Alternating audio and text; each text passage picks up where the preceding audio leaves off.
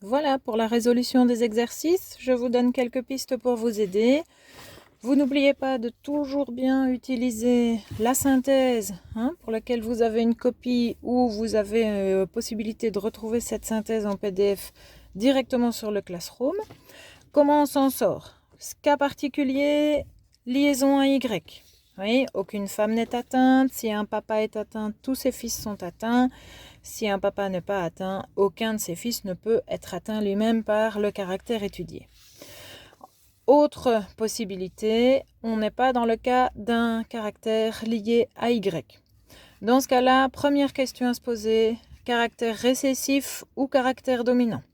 On est sûr que le caractère récessif, on est sûr que le caractère plutôt sera récessif si on trouve au moins une fois un enfant qui présente le caractère, fille ou garçon, alors que ses parents ne le présentent pas. Dans ce cas, on détermine que le caractère responsable est récessif. On l'indiquera avec un petit c et donc son absence avec un grand A. On continue avec la deuxième question à se poser. Si le caractère est récessif, est-ce qu'il est autosomique ou est-ce qu'il est lié à X?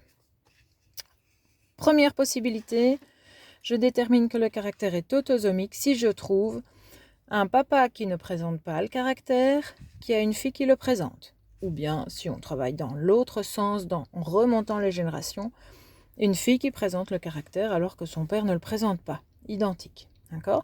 Si vous trouvez ceci sur votre arbre, vous êtes sûr que le caractère est autosomique. Et donc, on écrira les génotypes des différents individus sans préciser les gonosomes XX pour les femmes, XY pour les hommes. Ensuite, si vous ne trouvez pas ce cas de figure, vous allez voir la possibilité petit b. Est-ce qu'on a une probable certitude que le caractère est lié à X? Pour ça, qu'est-ce qu'on cherche? Papa et maman. Papa qui ne présente pas, maman qui présente. Qu'est-ce que je dois trouver? Toutes les filles de la famille qui ne présentent pas, tous les fils qui présentent le caractère. Dans ce cas-là, on a un caractère qui est probablement lié à X. En regardant, en cherchant ceci, si vous trouvez une des familles pour lesquelles les mêmes parents, papa qui ne présente pas, maman qui présente, ont donné un fils qui ne présente pas lui-même le caractère, alors c'est une preuve que le caractère est bien autosomique. Si vous considérez que le caractère est lié à X, attention à bien préciser XX pour les hommes, attention à bien préciser XX pour les femmes, XY pour les hommes, et à placer les allèles grand A ou petit c uniquement à côté des X, chromosomes qui portent les allèles liés au caractère étudié. Voilà pour le caractère récessif. Si on se dit maintenant le caractère est dominant, vous n'avez donc pas trouvé la preuve qu'il est récessif, vous n'avez pas trouvé ceci. Et donc, à l'inverse, le complément, c'est chaque fois qu'un enfant est atteint, fille ou garçon, par le caractère, au moins un de ses deux parents présente également ce même caractère. Je considère dans ce cas-là que le caractère est probablement dominant et j'utilise la notation grand C pour le caractère petit a récessif pour son absence. Même principe, s'il est dominant, il peut être autosomique, un papa qui présente et une fille qui ne présente pas. Dans ce cas-là, je suis sûre que le caractère dominant est autosomique. Sinon, je vais voir si je trouve ce cas de figure-ci. Papa qui présente, maman qui ne présente pas. Toutes les filles présentent le caractère, les garçons, aucun ne peut le présenter. Si on trouve un garçon qui présente le caractère, en fait, le caractère était alors autosomique. S'il est autosomique, pas de XY. S'il est lié à X, je précise bien X et Y dans le sexe des individus. Et j'indique les allèles petit a et grand C uniquement à côté du chromosome X. Voilà pour notre synthèse. Maintenant, passons aux exercices. Nous prenons d'abord les exercices qui sont à la suite de votre cours. Nous sommes ici à la page 13.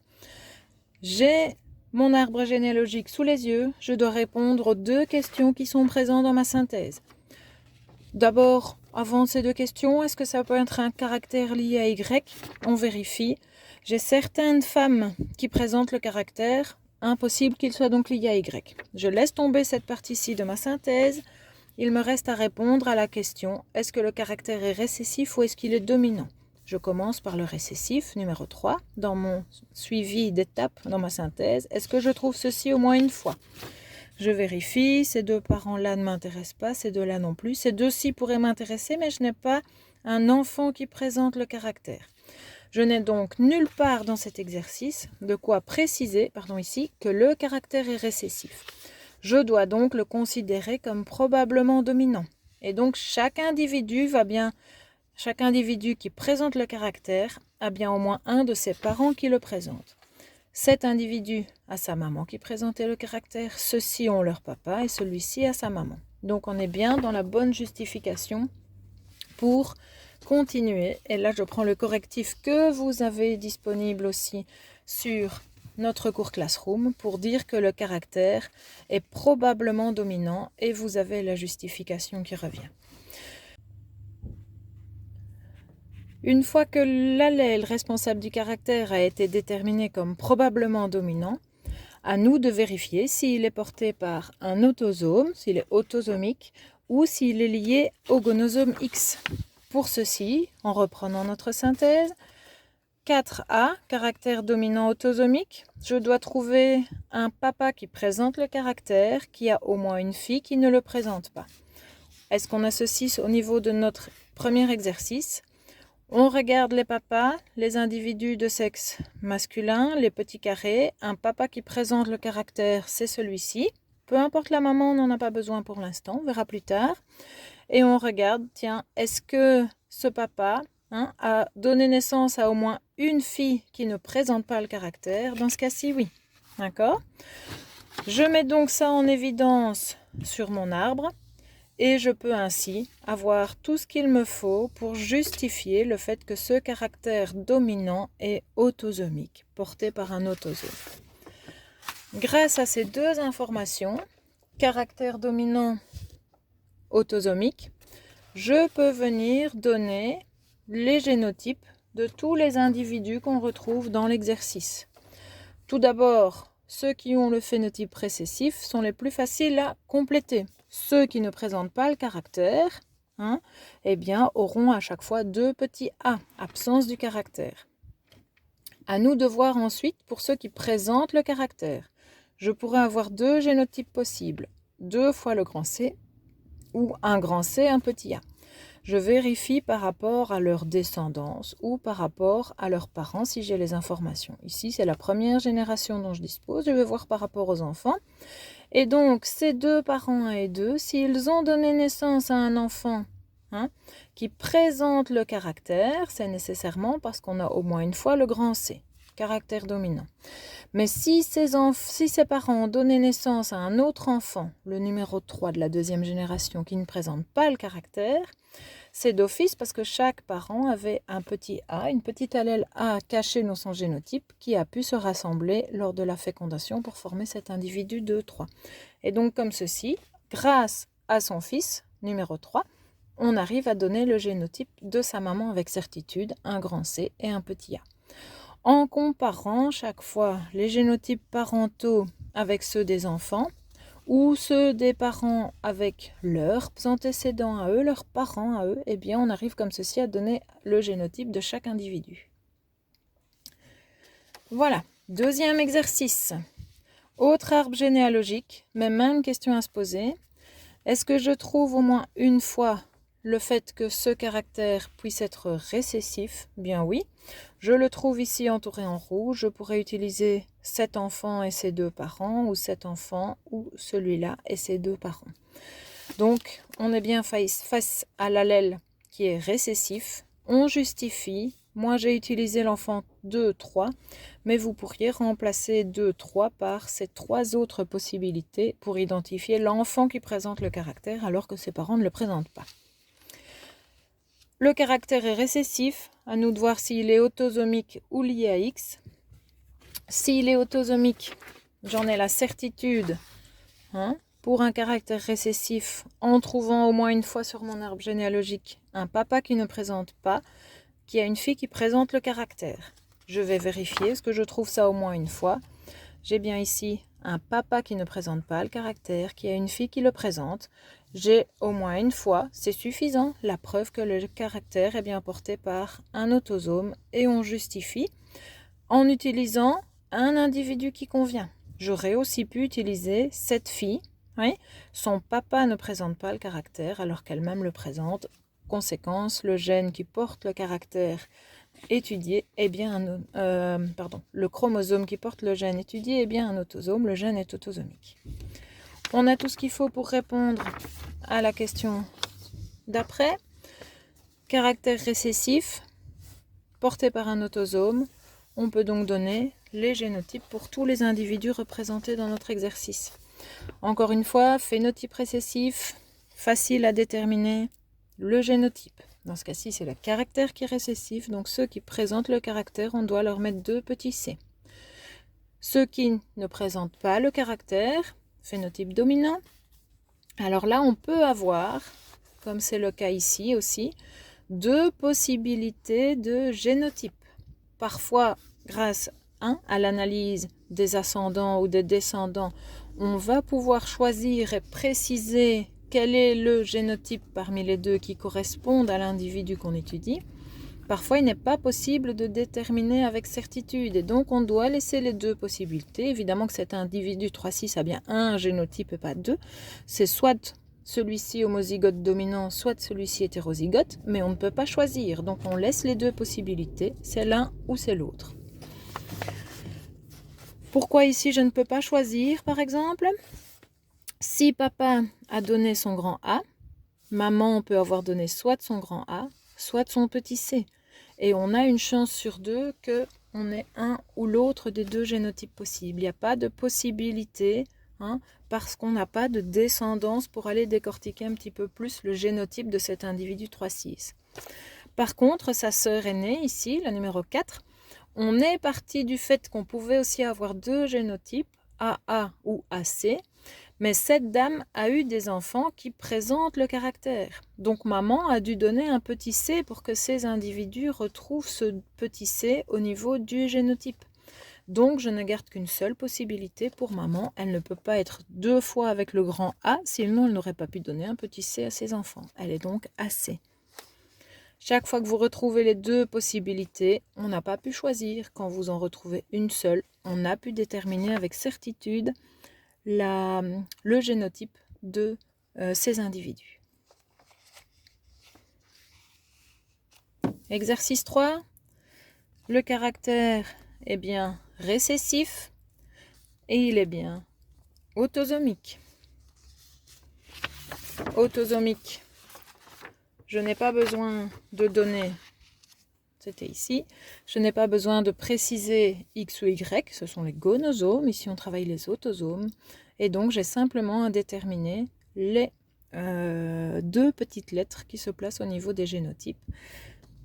Quand le phénotype est récessif, c'est facile. Quand il est dominant, parfois on n'a pas la possibilité de choisir, parfois on a cette possibilité, donc là on est obligé de préciser le seul génotype possible. Myopathie de Duchenne, récessif. Ensuite, à moi d'essayer de trouver une piste qui, dans le cas d'un caractère récessif, me permettrait de dire qu'il est autosomique. 2 possibilités, ou qui me donne quand même une précision pour me dire, ben voilà, il est quand même très probablement lié à X, même si ça reste probablement, on a vu ça en théorie. Dans ce cas-ci, je n'ai pas de papa ne présentant pas le caractère qui aurait eu au moins une fille qui présente. Je n'ai pas cette information-là. Je cherche donc un papa qui ne présente pas le caractère et une maman qui présente pour voir si je peux aller plus loin. Soit ici dans ma synthèse. Dans mon arbre généalogique de l'exercice 4, je n'ai nulle part un papa ne présentant pas le caractère avec une maman qui présenterait le caractère. Je ne sais pas aller plus loin. Je n'ai pas beaucoup d'informations, je n'ai pas cette certitude et donc je vais le considérer comme probablement lié à X. D'autres études ont montré qu'il est vrai, cette maladie qui est la myopathe du chêne est bien portée par le chromosome X. On détermine les génotypes et attention ici, comme le caractère est lié à X, je dois préciser XX ou XY et n'écrire mes petites allèles A ou C que à côté du chromosome X. Ce qui est facile quand le caractère est lié à X, c'est que pour chaque homme, comme on a un seul représentant du chromosome X, on aura donc une seule lettre à écrire à côté de ce seul chromosome X. S'il ne présente pas le caractère, ce sera toujours le A, dans ce cas-ci A majuscule parce que l'absence est dominante. Quand un homme présente le caractère, ce sera toujours un petit c, dans ce cas-ci minuscule parce que le caractère est récessif. Pour les hommes, c'est assez direct. Pour les femmes, la femme qui présenterait le caractère, il n'y en a pas ici, on aurait à écrire X avec un petit c, X avec un petit c également. Ça, phénotype récessif, directement lié au génotype également. Pour les phénotypes des dames dominants, dans ce cas-ci, on a toujours les deux possibilités. Un X qui porte un grand A, le deuxième peut porter lui aussi un grand A ou au contraire un petit c.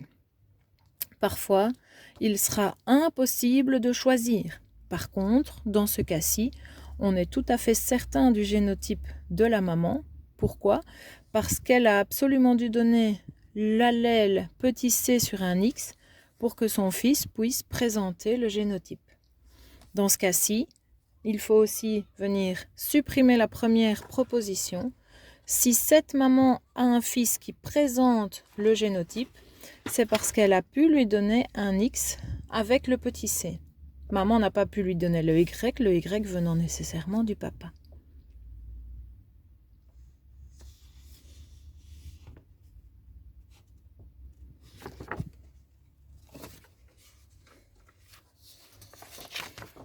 Exercice 5.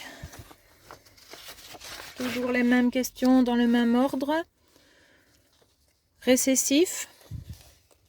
J'ai la preuve qu'il est bien autosomique. Je peux dans ce cas-ci, avec toutes les informations nécessaires, venir donner les génotypes pour les individus pour lesquels il m'est demandé. Tous ceux pour lesquels je n'ai pas complété, vous reprenez les deux génotypes possibles. On ne sait pas déterminer avec certitude.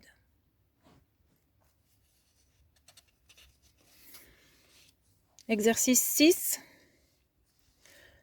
Est-ce que j'ai la certitude que le caractère est récessif ? Non, parce que je dois trouver deux parents qui ne présentent pas le caractère, qui ont un enfant qui présente le caractère. Dans ce cas-ci, je n'en ai pas. Aucun des couples qui sont positionnés à d'autres endroits vont me donner l'information nécessaire, et ceux-ci n'ont pas l'enfant qui me permet de donner la réponse. Donc, je considère comme probablement dominant l'allèle responsable du caractère étudié. Quand le caractère est probablement dominant, je dois vérifier s'il est autosomique. Pour ça, je vais chercher un papa de phénotype dominant et vérifier s'il a une fille de phénotype récessif. Dans ce cas-ci, je n'ai pas non plus. Je peux regarder les autres combinaisons, je ne trouve pas de quoi m'aider non plus. On a un nombre très restreint d'individus, on n'a que 2-3 générations, même 4 générations, mais ce n'est pas quelque chose de très grand en termes de nombre de représentants, et donc on n'a pas beaucoup d'informations. En réalité, et pour ne pas nous induire en erreur, ça vous montre surtout que parfois sur base d'un seul arbre, on n'a pas assez de répétitions d'observation. Ce caractère est en réalité autosomique. Vous n'auriez pas pu le découvrir sur base de cet arbre. Dernier exercice, on est bien avec un caractère récessif qui est lié à X et pour lequel on peut déterminer le génotype des différents individus. Je vous laisse faire aussi ceux qui sont dans le livre, d'accord, qui sont des caractères récessifs autosomiques pour lesquels vous allez chaque fois pouvoir trouver la réponse directement dans votre lecture de l'arbre généalogique. On retrouve une liaison à Y et on vous précise dans l'énoncé de l'exercice 2.10 qu'aucun cas de femme atteinte n'a jamais été rapporté.